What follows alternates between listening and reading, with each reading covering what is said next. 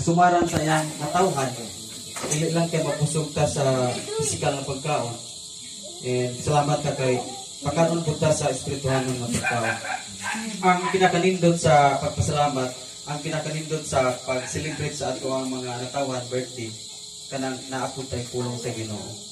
Okay? Iyon ba si Jesus nga, dili mabuhi ang tao sa tinapay lamang, kung dili sa matagpulong po ang isulti.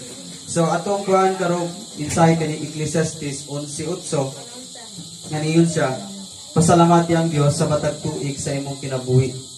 Happy birthday! Yes. Me! Happy birthday, my love!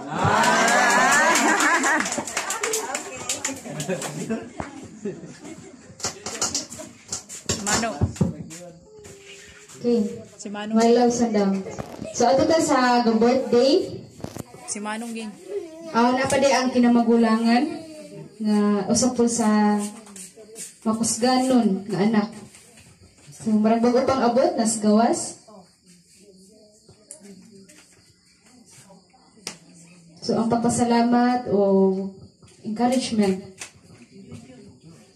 Ko Junjun daw nga Junjun nga. Si Ate Esther. Oh, or si Ate Easter. Easter.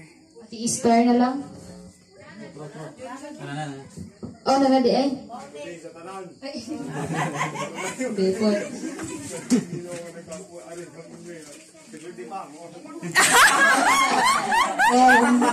Madaling kausap. Birthday sa mga to. Sige, thank you. Thank you sa atong palagpatong buong nga Diyos. Sa atong kantahon ang Happy Birthday.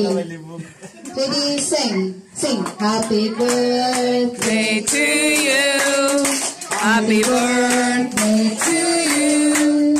Happy birthday. Happy birthday. Happy birthday to you. Later ba? God bless you.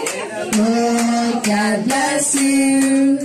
May the Lord God bless you. Happy birthday. Happy birthday.